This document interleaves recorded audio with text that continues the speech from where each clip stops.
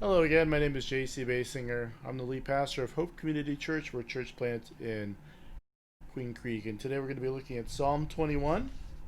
So if you would join with me, this is to the choir master, a psalm of David.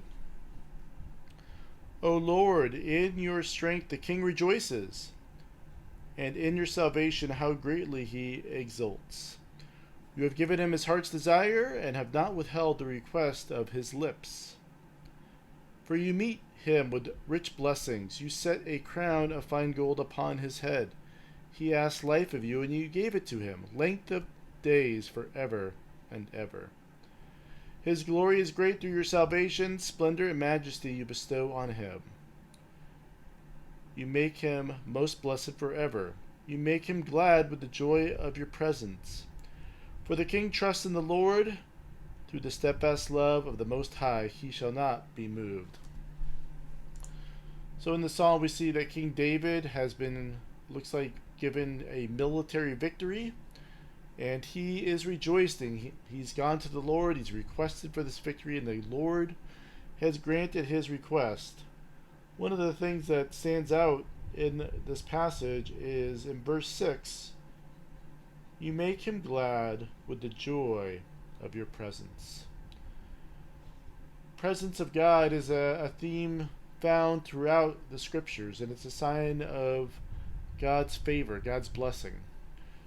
We see it early on in the scriptures where God is present with the first humans created, Adam and Eve. God walks with them in the garden in the middle of the day. God is present with them.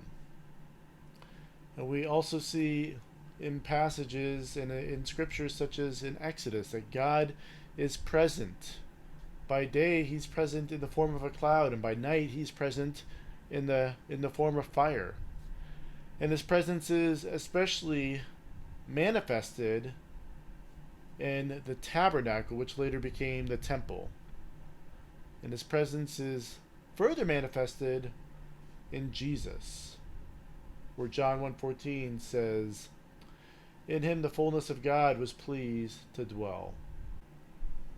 John 1:14 talks about Jesus, and it says this, and the Word became flesh, the Word being God, and dwelt among us. In other words, that presence, that God dwelt among his creation in Jesus, in the person of Jesus. That being fully God, fully man. Let's continue on in Psalm 21.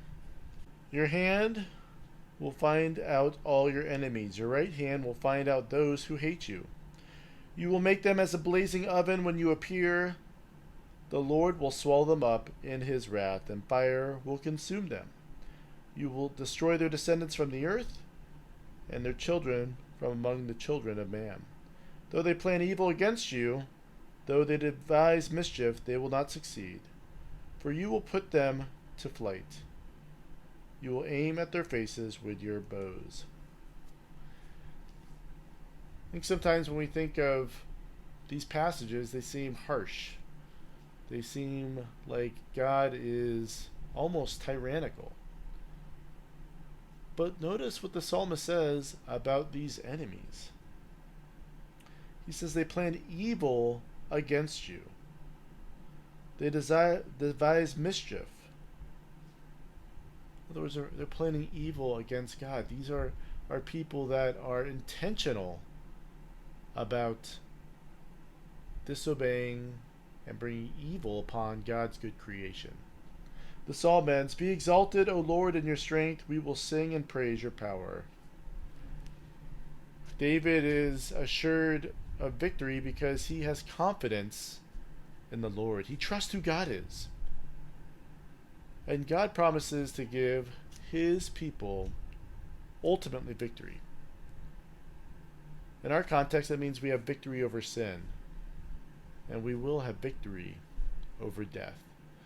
Though in the meantime, we stumble and we fail and we fall short and we succumb to sin and succumb to temptations, we are promised in Jesus Christ ultimate victory.